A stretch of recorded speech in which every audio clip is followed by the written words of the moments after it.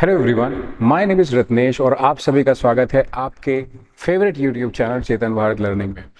ये क्लास बहुत ज़्यादा इंपॉर्टेंट होने वाली है आपके लिए, क्योंकि आपको पता है आपने जो फर्स्ट पार्ट देखा वो था इंट्रोडक्शन का, जहाँ पर हमने बात करी बेसिकली हमने प्रिपेयर कैसे करना है उन सभी एस्पिरेंट्स के लिए, उन सभी स्टूडेंट्स के लिए कि तैयारी का तरीका क्या है और तैयारी किस चीज़ की। ये दो बातें हमने करी बहुत ही डिटेल्ड वे में।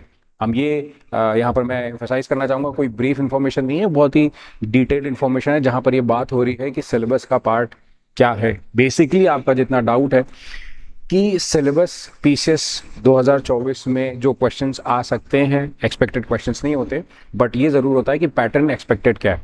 तो उस एक्सपेक्टेड पैटर्न में हमने प्रीवियस ईयर को बेस बनाना चाहिए। हमेशा याद रखना बच्चों कि जब भी आप कभी एक्सपेक्टेड क्वेश्चंस ढूंढ रहे हो तो आपके दिमाग में सबसे पहला पॉइंट आना चाहिए कि हमने प्रीवियस ईयर। तो ये क्लास प्रीवियस ईयर पेपर 2024 जो हम तैयारी कर रहे हैं उसमें हम जितने भी, अब जैसे यहाँ 2015 का पेपर हमने बात करने वाले हैं इसके बारे में, और 2015 में कैसा पेपर आया था, क्या क्वेश्चंस आए थे, क्या लेवल था, everything obviously in a detailed form. तो हम उसको डिटेल फॉर्म में यहाँ पर करने की कोशिश करेंगे। तो चलिए इसी बात पर शुरू करते हैं और देखते हैं आज हम इसमें क्या क्या चीज़ें कवर कर सकते हैं। So let's get started.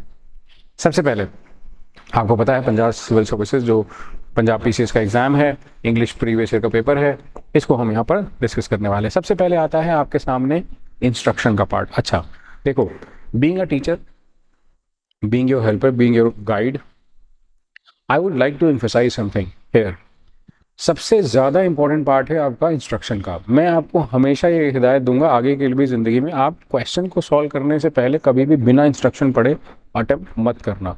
जितनी भी जल्दबाजी हो आपका, इवेंचुअली मैं आपको बताता हूँ क्या प्रॉब्लम है, क्यों बच्चे गलती करते हैं। हम अगर जल्दबाजी में है या फिर हम बहुत ज़्यादा पैनिक कर रहे हैं, हम पर बहुत ज़्यादा प्रेशर है, तो अगर हम डायरेक्ट क्वेश्चन को सॉल्व करने लग जाते हैं बिना इंस्ट्रक्शन पढ़े, तो वो टाइम भी हमारा वेस्ट हो रहा है जो हमने कम टाइम में क्वेश्चन सॉल्व करने की कोशिश करी। शायद हमको लगा कि हम जल्दी क्वेश्चन सॉल्व कर लें और हमारा मतलब हमारे मार्क्स आ सकते हैं, हम ज़्यादा स्कोर कर सकते हैं, दैट्स इट। तो which is wrong, which is not the way. आप अपना वो टाइम जो लगा रहे हो ना, उसमें से टाइम कट करो और कैसे भी करके आप इंस्ट्रक्शन ज़रूर रीड करो। इंस्ट्रक्शन रीड करना इज़ वेरी नेसेसरी, ठीक है। So all the questions are compulsory, we can understand that. Marks allotted to each questions are indicated against it, which is okay. Again, question paper is divided into two parts, section A and section B, which is okay. We'll deal with this. Word limit in the question wherever specified should be adhered to. जहाँ पर word में जो लिखी है उसको आपको ध्यान में रखना है, क्योंकि उससे आपको इधर उधर नहीं होना है। So this is also very important. Any page or portion of the page left blank in the action answer booklet must be clearly struck off. उसको हटा देना चाहिए आपको, क्रॉस करके या जो भी है कंफर्म कर दो उसको कि हाँ ये यूज नहीं हुआ, लेफ्ट हो गई। So whenever a question is being attempted all it's सब पार्ट्स मस्ट बी अटेम्प्टेड कॉन्टिग्यूअसली। मतलब आपको बहुत सोच समझ के, बहुत ही मतलब अपनी कंफर्मेशन रख करके आपको क्वेश्चन अटेम्प्ट करना है। This means that before moving on to the next question to be attempted, candidates must finish attempting all parts, sub parts of the previous question attempted. This is to be strictly followed. अब ये सारा पढ़ने के बाद आपको एक चीज़ दिमाग में आ गई ना कि हाँ भाई, ये इंस्ट्रक्शन में इतना ज़्यादा एम्फसाइज करके बोल रहे हैं कि क्वेश्चन में जो लिखा है हमें वही आंसर करना है, जितनी वर्ड लिमिट है उसका ख्याल रखना है ना। उसके बाद कह रहे हैं कि हमने the candidates must finish attempting all the parts, सब parts of the previous question attempted, this is to be strictly followed. मतलब स्ट्रिक्टली फॉलोड का मतलब है कि भाई ये मार्क्स तभी देते हैं। आप ही मत सोचो आधा अधूरा क्वेश्चन करा आपने, पहला पार्ट किया दूसरा पार्ट छोड़ दिया तो मार्क्स मिल जाएंगे, नहीं। दे से एंड दे मीन इट। तो आई सपोज इंस्ट्रक्शन पढ़ना बहुत ज़रूरी था, तो हमने पढ़ा। अब हमने पहला क्वेश्चन यहाँ पर बच्चों अटेम्प्ट करना है, which is related to the passage. सबसे पहला क्वेश्चन लिखा है, read the passage below and answer the questions that follow. 10 marks का क्वेश्चन है, हमारे लिए बड़ा इंपॉर्टेंट हो जाता है 10 मार्क्स को फेच करना कैसे भी, तो इसके बारे में बात करेंगे। पहले हम आगे बढ़ते हैं। देखो क्वेश्चन के पार्ट पे मैं सीधा आ गया। आपको लग रहा होगा क्या मैंने पैसेज पढ़ना नहीं, स्किप करा देना, नहीं, मैं आपको बताने जा रहा हूँ, कुछ बड़ा ध्यान से सुनना है आपको। कॉम्प्रिहेंशन पैसेज को सॉल्व करने के दो तरीके हैं, ठीक है। एक ओल्ड स्कूल मेथड, अपना ट्रेडिशनल मेथड। ट्रेडिशनल मेथड कहता है कि हमने पहले पैसेज पढ़ना है, पूरा पैसेज को पढ़ के अच्छे से समझना है ना, उसको, उसके जो डेटा है उसको, उसके फैक्ट्स जो है उनको अपने दिमाग में रिटेन रखना है। उसके बाद क्वेश्चन के पार्ट में जाना है और क्वेश्चन को अच्छे से पढ़ के रिलेट करके आंसर करना। जो दूसरा तरीका है, जो मॉडर्न तरीका है, क्वेश्चन पढ़ो, जो पॉइंटर्स हैं क्वेश्चन के, ऑप्शंस कई बार लंबे होते हैं ना, कुछ ऑप्शन क्वेश्चंस आते हैं ऐसे सिंपल आ जाते हैं, तो उसका आपने क्वेश्चन पढ़ा, ऑप्शंस इजी थे तो आपने जल्दी से समझ लिया, इतना प्रॉब्लम नहीं।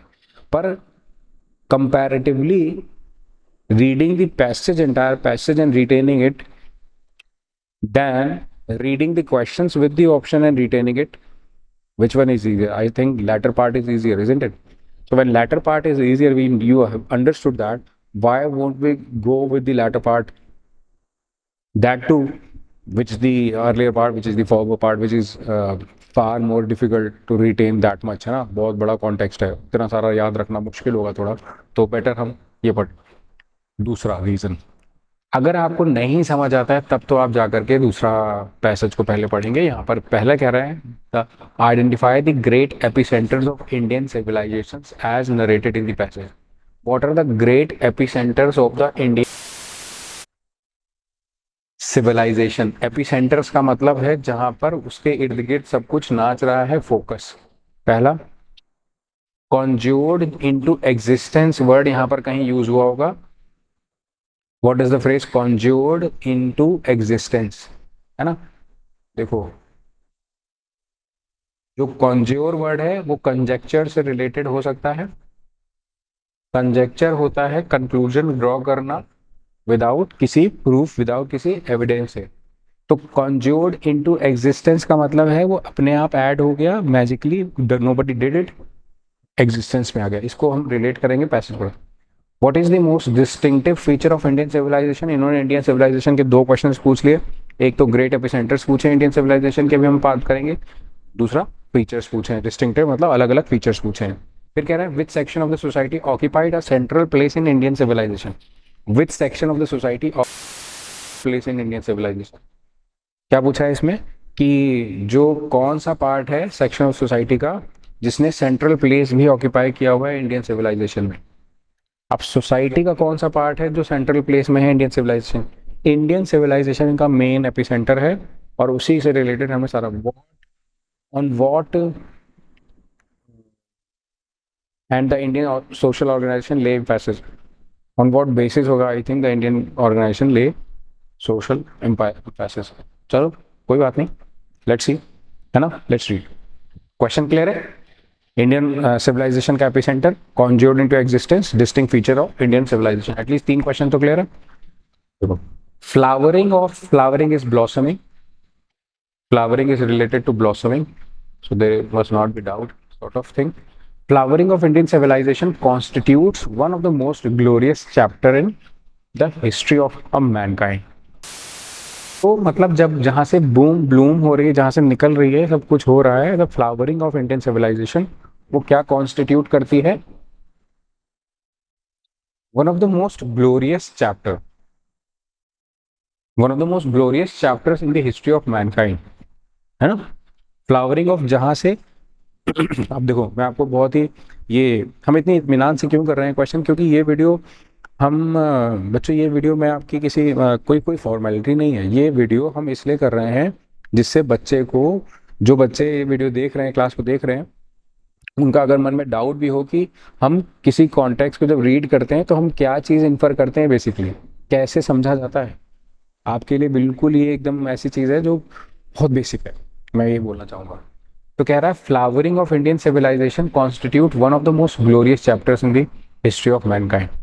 हाँ, मतलब इंसान की इतिहास के हिसाब से अगर उसके मापदंड को देखें, भारत का सिविलाइजेशन है, सिविलाइजेशन का मतलब है जो, मतलब हम जब एक सिविलाइज सोसाइटी बने जहाँ पर हमारे अंदर तमीज़, तहजीब कह सकते हैं, शुरुआती दौर पर आए, वो टाइम है, मतलब हम फूल खिलते हैं जैसे, वो टाइम है बेसिकली, अगर एकदम देसी भाषा में बात करें तो। The flowering of Indian civilisation constitutes one of the most glorious chapters in the history of mankind, a culture remarkable for its moral no less than for its material creativity. ऐसा culture, Indian civilisation की बात चल रही है, देखो, culture remarkable for its moral, culture जो कि moral values से जाने जाने वाला, जो कि मटीरियल क्रिएटिविटी से कोई कम नहीं है। विच हैज एंड्योर्ड, जो खिंचा समय तक चला, 3 मिलेनिया और मोर तक।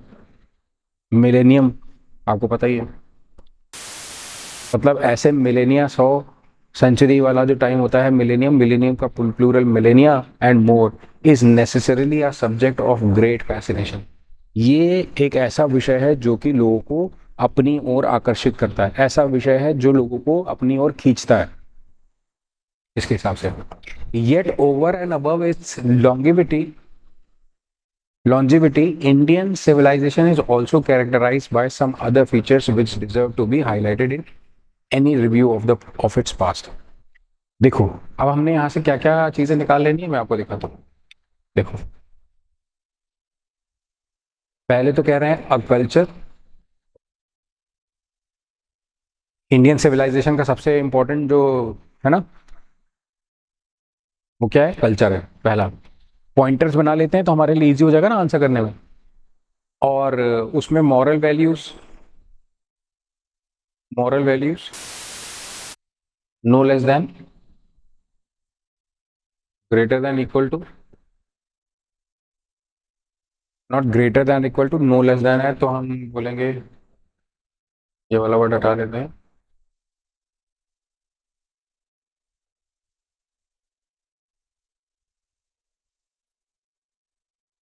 वैल्यू किससे? मटेरियल क्रिएटिविटी से। Material creativity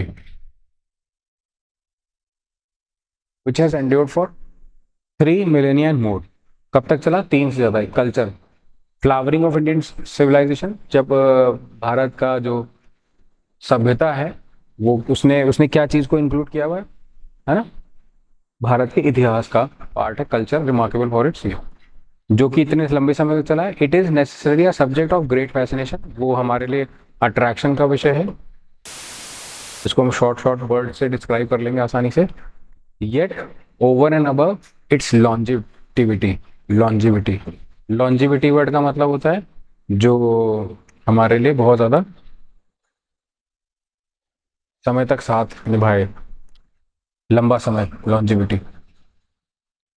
Indian civilization is also characterized by some other features which deserve to be highlighted in any review of its past. और भी features हैं Indian civilization, also the ability of the civilization to absorb alien cultures, absorption of alien cultures. What is alien cultures? Alien cultures, when we talk about alien cultures, we mean to say like कि जो बाहर के दूसरे culture. देखो, जब हम Indian civilisation की बात कर रहे हैं तो हमने एलियन कल्चर्स का मतलब समझना है कि जो दूसरे कल्चर्स हैं वो भी इसमें इंक्लूड हो जाते हैं, है ना? कह रहा है distinctive identity has intrigued scholars, उनके अंदर क्यूरोसिटी जगाई है ओवर द सेंचुरीज, कई दशकों से, मतलब सदियों से इनमें भी इंट्रीग मतलब उनके अंदर से बड़ी भावनाएं, ईगरनेस की आती हैं। और this capacity for creating absorption is as much as evidence today, आज तक एविडेंट है, as much in evidence today when India is undergoing a seminal transformation into a modern industrial community। तो हमारे यहाँ क्या बदलाव हो रहा है? अब वो ट्रांसफॉर्म हो रही है industrial community, Indian civilisation, as it was in the centuries past when alien communities with novel ways of life migrated into the subcontinent। Alien का मतलब बाहरी है बच्चों, मतलब आउटसाइड, ठीक है, कंफ्यूज नहीं होना। जब नॉवेल मतलब होते हैं नए, novel different into the living matrix of Indian society, हमारे यहाँ पे आए हुए अपनी अपनी चीजें लाके। The continuity of the Indian civilization rest very substantially upon social institutions. फिर जो ये कॉन्टिन्यूटी का मतलब है जो ये लंबे अंतराल जो समय है ना, दो मतलब आप कह सकते हैं जो पीरियड है, बेसिकली पीरियड है इंडियन सिविलाइजेशन का, किस चीज़ पर टिका हुआ है? Very substantially upon social institution, ये सोशल इंस्टीट्यूशन पर टिका हुआ है। And upon dissemination of common corps of religious values among different classes and communities in the subcontinent. उसके बाद क्या है? डिसेमिनेट करता है। डिसेमिनेट वर्ड का मतलब होता है डिवाइड करना, बांटना, divide and distribute. Divide and distribute करता है कहाँ पर? Of a common corps of religious values. Common corps का मतलब है यहाँ पर बच्चों, जो सब में पाई जाती है उसी के पार्ट को डिवाइड करके सारे जो हमारे देश के और भी वर्ग हैं उनमें बांटना, या बराबरी से उनमें समानता लाने की का प्रयास करना, कोशिश करना, है ना। Among the different classes and communities in the subcontinent, this civilization was also geared to a cycle of agricultural activity. जब हम इंडस्ट्रियल कम्युनिटी की बात कर रहे हैं, वहां से ये कह रहे हैं कि आगे बढ़कर वो किस में चेंज हो गया? This civilization was also geared to a cycle of, जिससे हमारी कहानी आगे बढ़ गई, agricultural activity which substantially determined to the total ordering of society.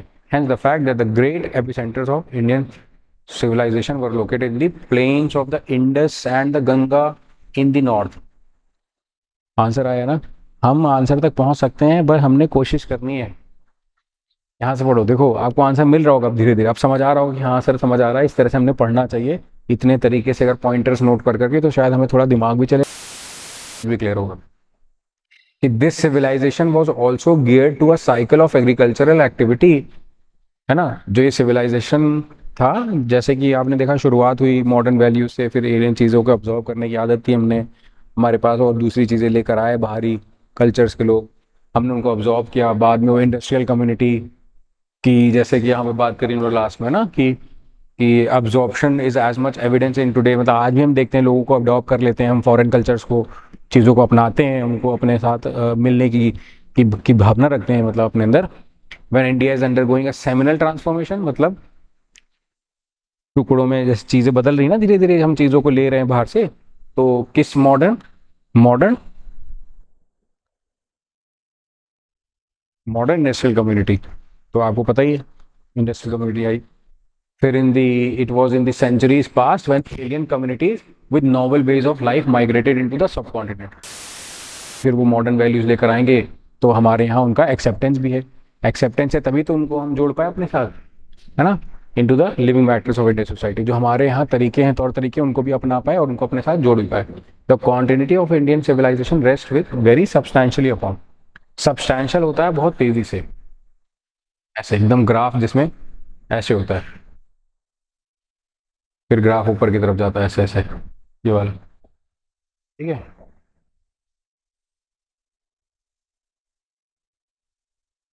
Social institution पे डिपेंड है upon dissemination of common cops और religious values among the different classes of community in subcontinent. This civilisation, ये important line है, this civilisation was also geared to a cycle of agriculture activity which substantially, फिर वो तेजी से किसमें हुआ? Ordering of society. Hence, यहाँ से इंपॉर्टेंट शुरू हो गया। मैं आपके लिए फिर से यहाँ पर थोड़ा इंपॉर्टेंस दिखाने के लिए हमको अलग से इसको हाईलाइट करना पड़ेगा। आप कॉपी पेन लेकर बैठ सकते हैं जब रीडिंग करने बैठे।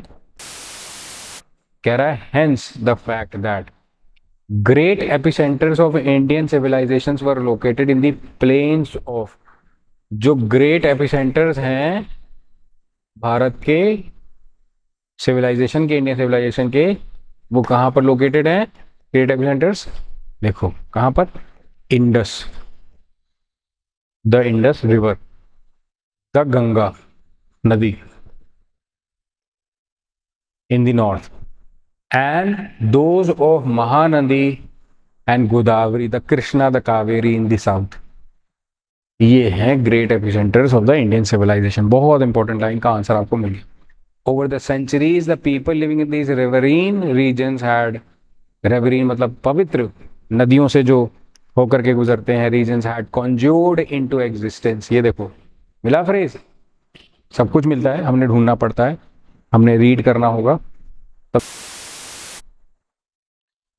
तो देखो कह रहा over the centuries people living in this riverine regions had conjured into existence a round of economic activity. Over the centuries, the people living in these riverine regions had conjured into existence, वो एक साथ आ गए, got together, a round of economic activity and a set of social institution which were designed to produce the agriculture wealth which sustained life. अब ये line आपकी important है क्योंकि आगे से मैं जोड़ूंगा, फिर आपको 2-3 क्वेश्चंस का आंसर एक साथ मिलेगा। अब देखो, वैसे तो पैसे जब आपको इजी लगने लगा होगा, आपको एक चीज़ और बताऊं बच्चों, ये मैं अपनी तरफ से शेयर कर रहा हूँ कि हम जैसे कोई पैसेज पढ़ते हैं ना, शुरू शुरू में हमें आइडिया नहीं होता है। जब आपको मैंने इतने ढंग से तरीके से पैसेज पढ़ के दिखाया, फिर आपको मैंने एक ट्रिक सिखाई कि पैसेज से छोटे छोटे पॉइंटर्स निकालने होते हैं, वो हमें कहीं पेपर पेन लेकर, जब आप कर रहे हो तो पूरी तरह से आप डिवोटेड हो। आप ये मत समझो कि सर क्वेश्चन सॉल्व करना क्या हुआ सर, स्कूल में करते थे वैसे ही कर लेते, नहीं, ये this is like your civil services exam, है ना, पंजाब का पीसीएस है भाई, हल्के में नहीं ना। तो आपको पेन पेपर ले करके प्रॉपरली बैठ कर थोड़े नोट्स बनाने हैं, और क्वेश्चन को सॉल्व करते समय टू बी वेरी सीरियस, आपको नोट्स पार्ट पे लिखना भी है साइड में कि अच्छा ठीक है, ये वाले पार्ट का ये कुछ इंपॉर्टेंट है, ये कुछ इंपॉर्टेंट। हर बारी आप पीछे पेज नहीं पलटोगे, ठीक है, तो they you have to use pen and paper, you have to, not that काम, है ना। यहाँ तक हो गया था। ओवर द सेंचुरी, सदियों तक क्या हुआ है, people living in these revenue regions had conjured into existence a round of economic activity। उन्होंने अपने साथ क्या चीज ले, मतलब क्या चीज उन्होंने अपने अंदर इनकलकेट कर ली, या अपने अंदर over the centuries people living in these riverine regions had conjured into existence a round of economic activity and a set of social institution। तो इन चीजों को अपने अंदर ढाल लिया और अपना लिया और एड अप कर लिया, है ना, which were designed to produce agricultural wealth which sustained life, जिसकी वजह से उनके पास दौलत भी आई एग्रीकल्चरल वे में। भाई नदी होगी जिनके पास, वो उपजाऊ बना सकते हैं ज़मीन को, जब ज़मीन पर उपजाऊ होगी उससे कुछ पैदावार कर सकते हैं, उससे उनको धन आएगी, धन की प्राप्ति होगी, और वहाँ से उनकी लाइफ सस्टेनेबल हो पाएगी, मतलब एक मतलब फ्लो में चल पाएगी, जिससे कुछ वो उम्मीद जगा पाएंगे अपने लिए भविष्य के लिए।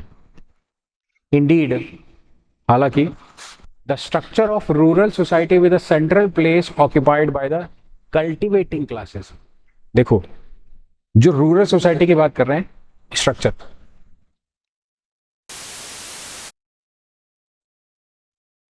ध्यान से देखना, स्ट्रक्चर किस चीज का, रूरल सोसाइटी का। रूरल सोसाइटी का स्ट्रक्चर क्या है, with a central place occupied by the cultivating classes. Structure of rural society occupied किससे, कल्टिवेटिंग सोसाइटी।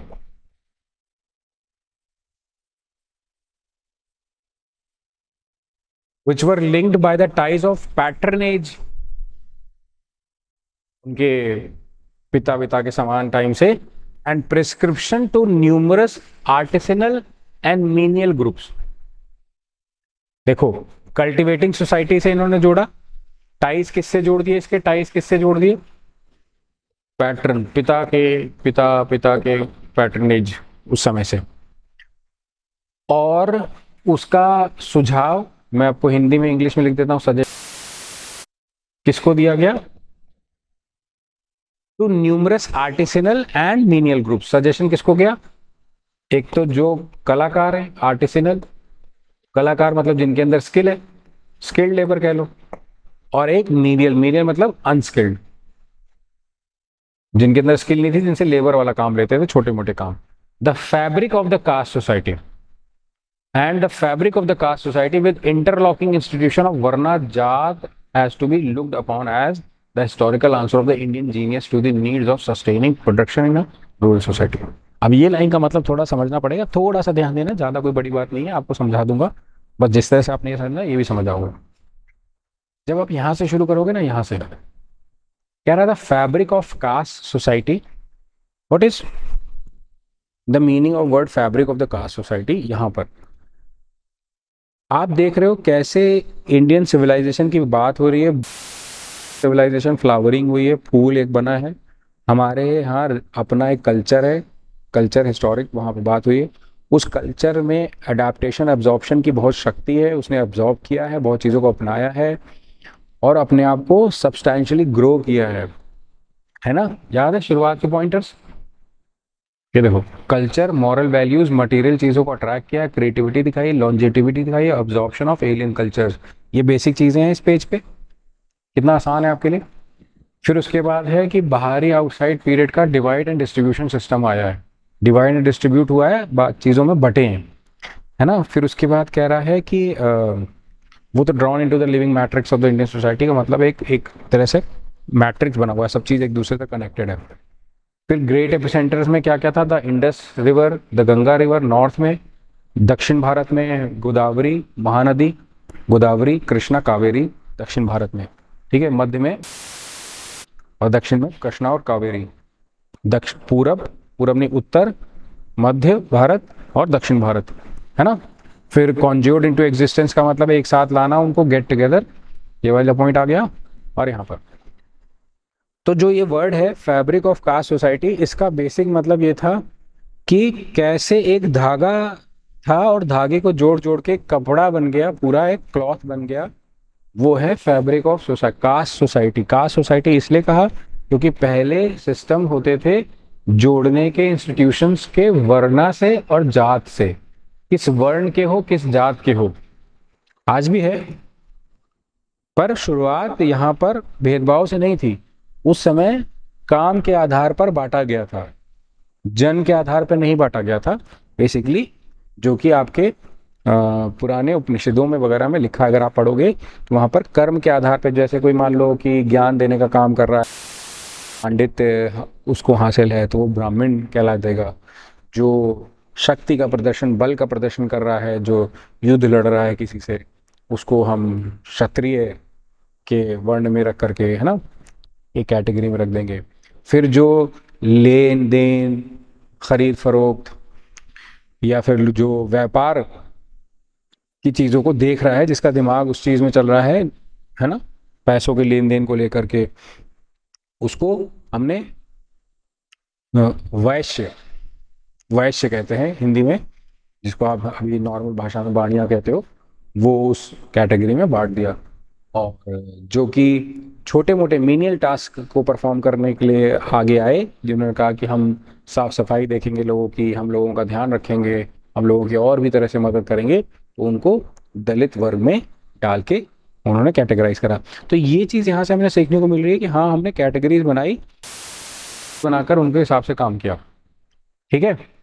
तो क्या है कि looked upon as the historical answer of the Indian genius to the needs of sustaining production in a rural society. Rural society में production sustain करे, इसके लिए genius तरीका था।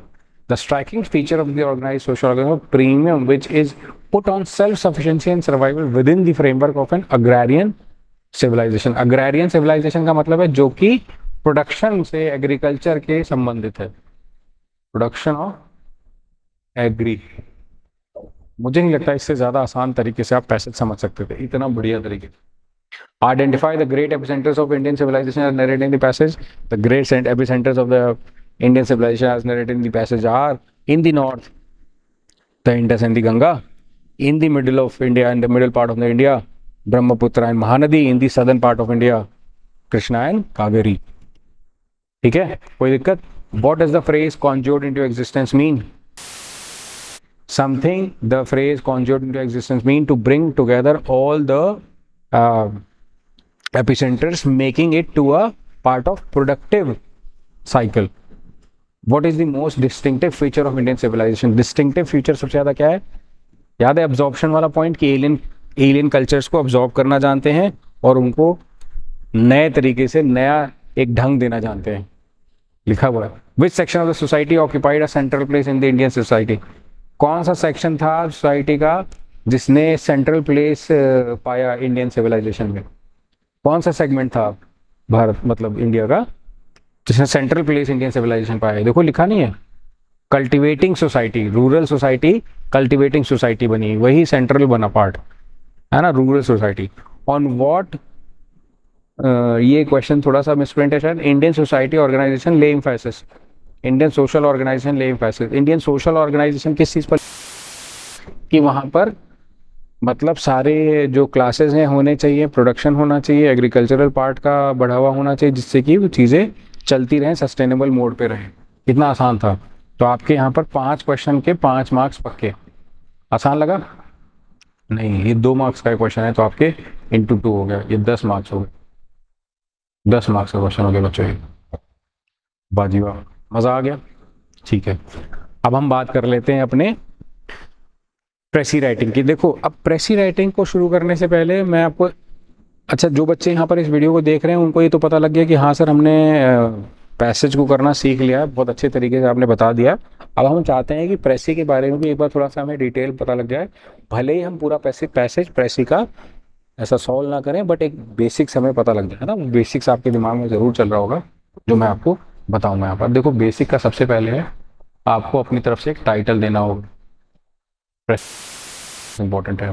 पॉइंट नंबर 2 प्रेसी के लिए आपको बहुत ज़्यादा इंपॉर्टेंट है जो कि 1/3 ऑफ द पैसेज, मतलब जितने भी टोटल नंबर्स है ना, टोटल नंबर को काउंट करना है।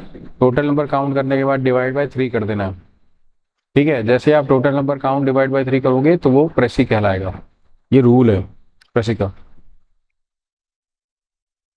Do not repeat the words. Point number 3, ये मैं चाहता हूं कि आप नोट भी कर लो, ये इंपॉर्टेंट है, ये मतलब इसी तरीके से करा जाता है क्वेश्चन को solve. Do not repeat the words, आप रिपीट नहीं कर सकते वर्ड्स को। तीसरा, चौथा, है ना, use your own words, use your own words as much as possible, as much as possible। जितना ज्यादा यूज करो वर्ड, शब्दों को यूज करो, आप वर्ड्स को रिपीट मत करो।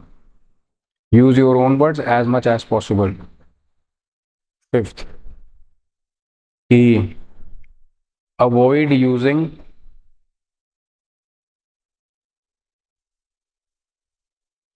conjunctions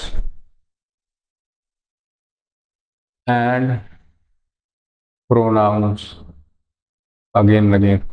मतलब आपको कंजंक्शंस बहुत ज़्यादा नहीं लगाने हैं, आपको बहुत ज़्यादा प्रोनाउंस नहीं लगाने हैं।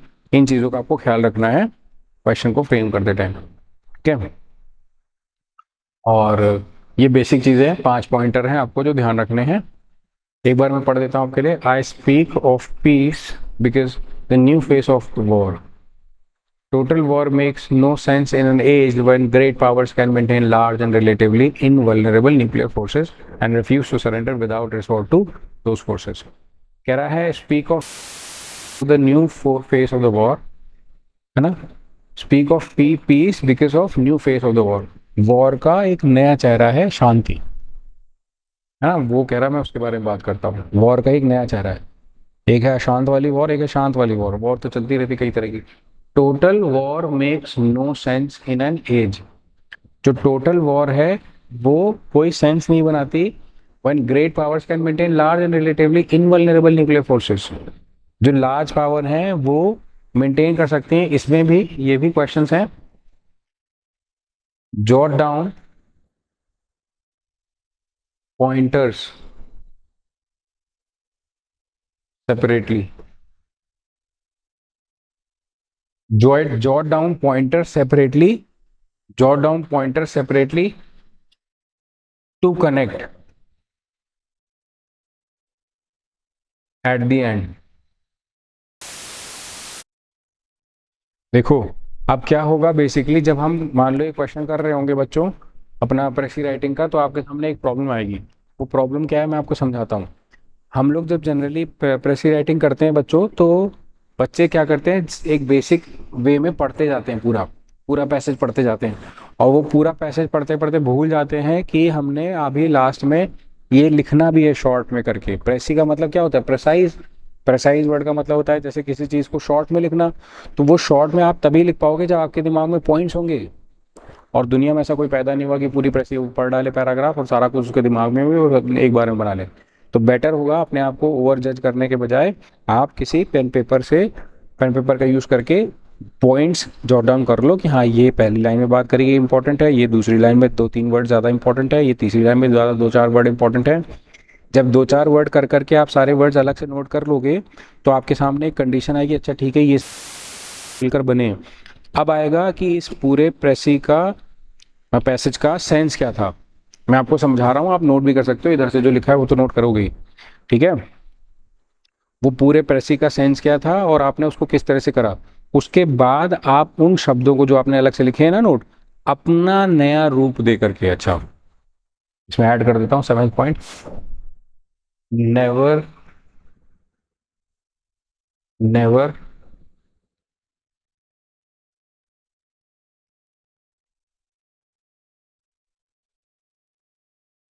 चेंज द मीनिंग और सेंस ऑफ द पैसेज।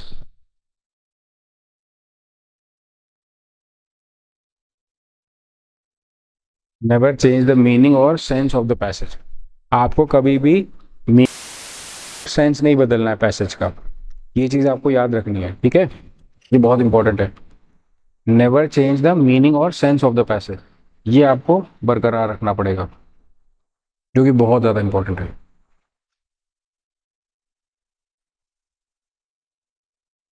अब आगे, अगर ये चीज़ आप नहीं करते हो, ये चीज़ मतलब सही सही कर ले जाते हो, तो फिर आगे क्या होगा। तो मैंने बोला आपको, जैसे कि आपने पॉइंटर्स बनाए, पॉइंटर्स बनाने के बाद अगला काम आपका क्या होना चाहिए, आपका अगला टारगेट होना चाहिए कि अब मैंने ये पॉइंटर्स जोड़ने हैं और जोड़ करके अपनी भाषा में, अपनी लैंग्वेज में उनको आपको प्रेजेंट करना है। ये चीज़ फिक्स है।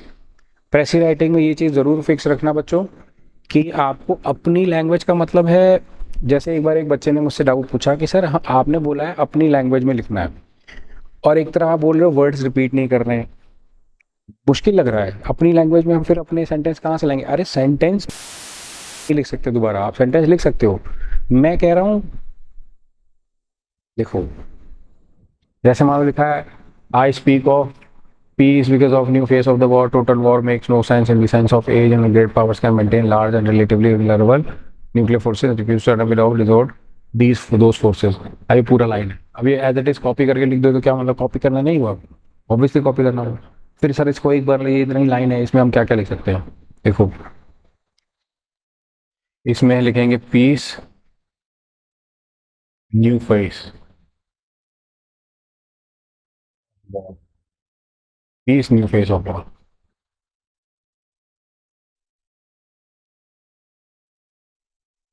When great powers can maintain large and relatively invulnerable nuclear forces, if you still have your sword. So great power are resistant resistant to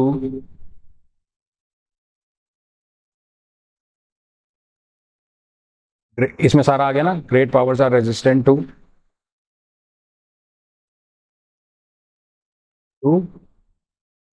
external forces.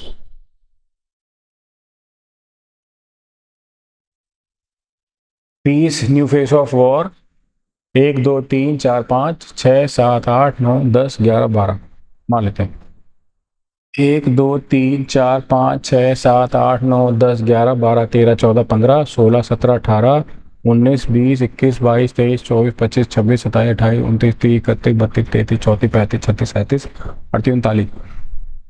39 शब्द, 39 वर्ड्स हैं आपके पास, 39 वर्ड, 1 2 3 4 5 6 7 8 9 10 11 12 12 3 36 होता है, ठीक है। अब आप अंदाज़ा लगाओ मैं आपको क्या बताना चाह रहा था। बेसिकली मैं आपसे कह रहा था, जब आप पॉइंटर्स निकालते हो तो वो जो 39 वर्ड्स में, 39 वर्ड में लिखा हुआ है, वो आप 12 वर्ड में लिख सकते हो, 11 12 वर्ड्स में, मतलब बहुत बड़ी बात है ना। और 1/3 का मतलब ही है कि आपने टोटल मान लो अगर 300 वर्ड्स लिखे हैं, तो डिवाइड बाय, जब आप 3 करते हो 300 को, तो आंसर कितना आता है बच्चों, कितना आंसर आता है। बहुत आसान क्वेश्चन पूछ रहा हूँ आपसे। 300 डिवाइड बाय 3, 1/3 होता है, 3 10 30, दैट मेक्स 100 वर्ड्स। कुल 100 शब्दों में आपको 300 शब्दों का पैराग्राफ लिख देना है। तो आप मुझे बताओ किस एंगल से मुश्किल काम है, किसी भी एंगल से मुश्किल काम नहीं, आप लिख सकते हो। तो अब समझ आया आपको क्या करना है, ये पॉइंटर्स नोट कर लो। प्रेसी राइटिंग को सॉल्व करने का ये बेस्ट तरीका है, इस तरीके से प्रेसी सॉल्व, प्रेसी हमें सॉल्व भी इसी तरीके से करनी है। It makes no sense in an age when a single nuclear weapon contains almost 10 times explosive forces, यहाँ सब कुछ नहीं लिखना है। It makes no sense in an age when a single nuclear weapon contains almost 10 times explosive forces delivered by all the elite forces in the Second World War, ठीक है। लिखना है today nuclear weapon is far more dangerous,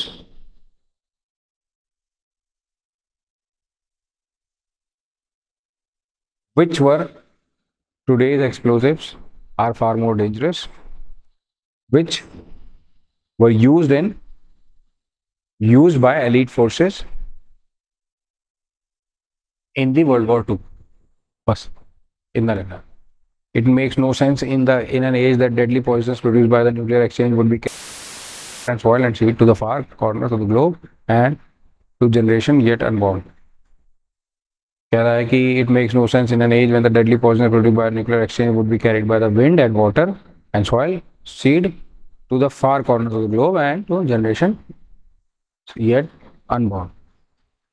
कहना है कहना कहना बेवकूफ़ी की बात होगी कि ये सारा कुछ जो होगा टूटेगा फूटेगा सारा, मतलब न्यूक्लियर वेपन से निकलेगा ना, मतलब वो सारा कुछ हवा पानी मिट्टी उसको लेके किसी कॉर्नर में चली जाएगी विश्व के, तो उससे कोई फर्क नहीं पड़ेगा, ये कहना भाई. तो इसको आप शॉर्ट में लिख सकते हैं, तो आपको अंदाजा लगेगा अच्छा ठीक है. इस तरह से हम शॉर्ट कर करके प्रेसी राइटिंग भी लिख सकते हैं, बहुत ही आसान है.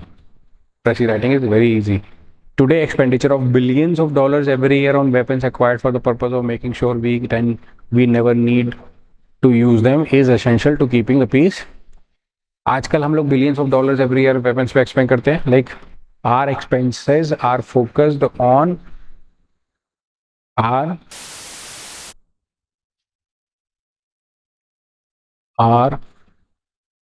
exorbitant expenses are on acquiring weapons.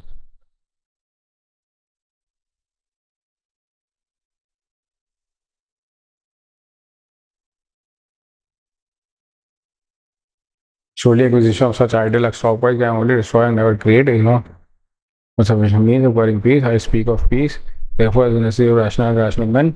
I realize the pursuit of peace is not as dramatic as pursuit of war, and frequently the words of pursuer fall on deaf ears. But we have no most urgent task. Some say that it is to speak of the world peace, or world law, or world disarmament, and that it will be useless until the leader of these nations, perceived to be hostile by us, adopt a more enlightened. Hope they do. तो कह रहा are exorbitant expenses are acquiring weapons which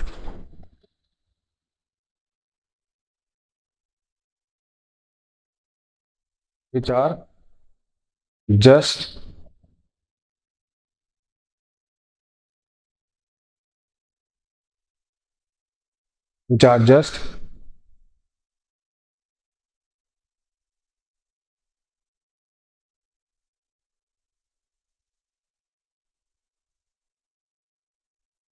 purport to destruction, not creation.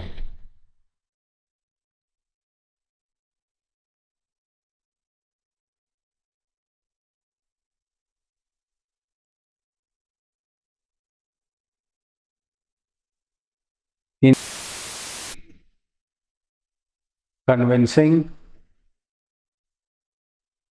never gets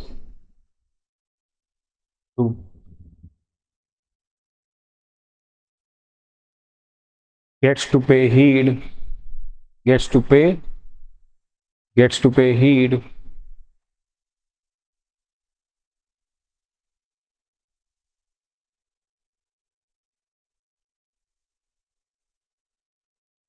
creation eventually. Convincing never gets to pay heed unless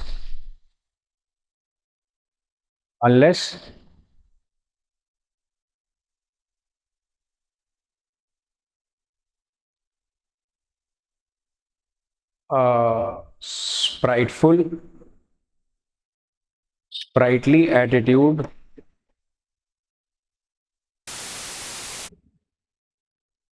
adopted by everyone, by nations. सारा कुछ छोटा हो गया. ये देखो, अब मेरी बात सुनो, क्या मैं बोलना चाह रहा था. ये पूरा पैराग्राफ यहाँ से लेके यहाँ तक आपका इसमें पूरा आ गया, ठीक है. ये है प्रेसी राइटिंग। प्रेसी राइटिंग कुछ भी नहीं है बच्चों। प्रेसी राइटिंग बेसिकली क्या है कि जब आप कोई प्रेसी राइटिंग लिखने चलो, कोई भी प्रेसी राइटिंग लिखो या कुछ भी ऐसा करो, तो वहां पर आप सही से रिलेट कर ले जाओ। मैं आपके लिए यही बोलूंगा, बेसिकली रिलेट करने का मतलब होता है कि आप उसको सही तरीके से, सही ढंग से सुनिश्चित करो कि ये इसका पार्ट है जो कि बहुत ज़्यादा इंपॉर्टेंट है लिखते टाइम स्पेशली, है ना। कि प्रेसी राइटिंग लिखते टाइम आपको ये चीज़ रिलेट करनी है कि क्या चीज़ उससे संबंधित है, तभी जाके आपका सही प्रेसी बनेगा, वरना प्रेसी राइटिंग में आपकी गलतियाँ अक्सर होती रहेंगी। फिर आगे रहा, I believe we can help them do it, but I also believe that we must reexamine our own attitude as individuals and nation, for attitude is essential of as theirs very graduate of the school. Every thoughtful citizen who despairs of war and wishes to bring peace should begin by looking inward by examining his attitude toward the possibility of peace. यहाँ लिखा है introspection, attitudes, introspection of attitudes is a key changer, is a key changer, is a game changer. Key changer कहने के बजाय game changer कहो।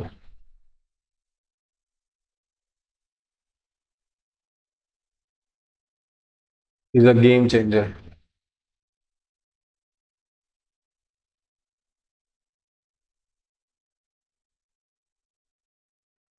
First, let us examine our attitude toward peace itself. Too many of us think it is impossible, too many think it is unreal, but it is dangerous defeatist belief. It leads to the conclusion that war is inevitable and mankind is doomed, that we are ripped by forces we cannot control, our problems are man-made. देखो, introspection of attitude is a game changer as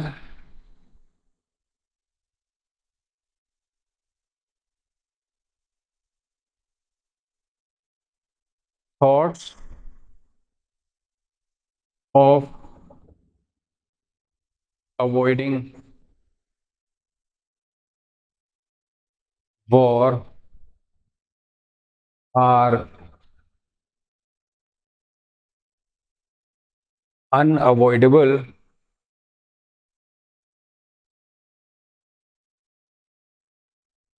thoughts of avoiding war are unavoidable. We need to remind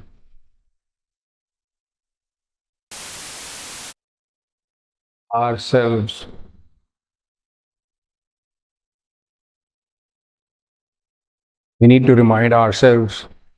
that we are framers and destroyers as well.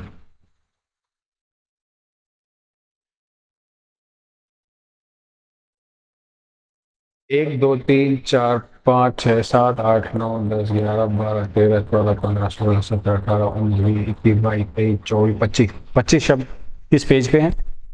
एक दो तीन चार पाँच छः सात आठ नौ 10 11 12 13 14 15 16 17 18 19 20 21 22 23 24 25 26 27 चलो 70 वर्ड्स थे विच इन्ने कम शब्दां से लिख सकते हो। मतलब इतने सारे शब्द हैं, इतने सारे वर्ड हैं, फिर भी आप इतने कम वर्ड्स में इसको एक्सप्लेन कर सकते हो। तो दिस मेक्स दिस सेंस कि हाँ ये पॉसिबल है। तो ये बच्चों हमने कॉम्प्रिहेंशन और प्रेसी राइटिंग की प्रैक्टिस करी है प्रीवियस ईयर का। मतलब कि क्या करना है, देखो आपको एक ओवरऑल आज आइडिया लग गया कि हाँ सर हम लोग एकदम। और जो ये देखो क्लास की जो रिकॉर्डिंग हुई है, ये आपके सामने जो आ रही है वीडियो, ये एकदम लाइव है बच्चों। मैंने आपके सामने खड़े होकर के यहाँ पर रिकॉर्ड करके आपको बताया कि देखो ये पॉसिबल है। अगर आप करने लगोगे तो ये ईजी है और ये चीज़ पॉसिबल है। आपके सामने पॉसिबल करके दिखाया मैंने, रिलेट करना सिखाया आपको कि प्रेसी कैसे रिलेट हो रही है, क्या क्या पॉइंटर्स है वो सारे आपको नोट कराए। तो आप उसको आराम से, वीडियो की स्पीड को कम ज़्यादा तो कर ही सकते हो, देखो आपको पता ही है। तो अपनी स्पीड को कम ज़्यादा करके पहले आप पैसेज और प्रेसी के ऊपर थोड़ा सा फोकस जगाओ अपना कि ये देखो तरीका सर ने बताया है, ये तरीका हमारे लिए पॉसिबल भी, हम कर सकते हैं। उसके बाद हम आगे के ऊपर बात कर सकते हैं। तो उम्मीद करता हूँ यहाँ तक आपको बेसिक चीज़ें समझ आ गई होंगी। अब इसके आगे का हम लोग, मतलब जो इसका नेक्स्ट पार्ट है आपके क्वेश्चन पेपर का, प्रीवियस ईयर के पेपर का, इसका भी डिस्कशन होगा। तो आपको हर एक वीडियो, अभी इतनी हम लेंदी रखेंगे, मतलब for an hour around, for an hour हम एक क्लास को रखेंगे, जिससे कि आप उस वीडियो को देख सको, थोड़ा ग्रैस्प कर सको, और फिर पॉज लो थोड़ा सा, फिर नेक्स्ट वीडियो की तरफ आप आगे बढ़ो, जिससे कि आपको प्रॉब्लम ना हो कि अरे सारा कुछ एक साथ है, हम सारा कुछ कैसे पढ़ेंगे। तो आप पॉज कर करके दूसरे फॉर्म में देख सकते हो। तो उम्मीद करता हूँ यहाँ तक आपको समझ आ गया होगा कि कॉम्प्रिहेंशन कैसे सॉल्व करना और एक प्रेसी राइटिंग कैसे सॉल्व करनी है। Thank you so much for watching, and do not forget to share this video with your friends and family, and please subscribe the channel so that for the further notifications you should not wait actually. Thank you so much for watching. Bye bye and take care.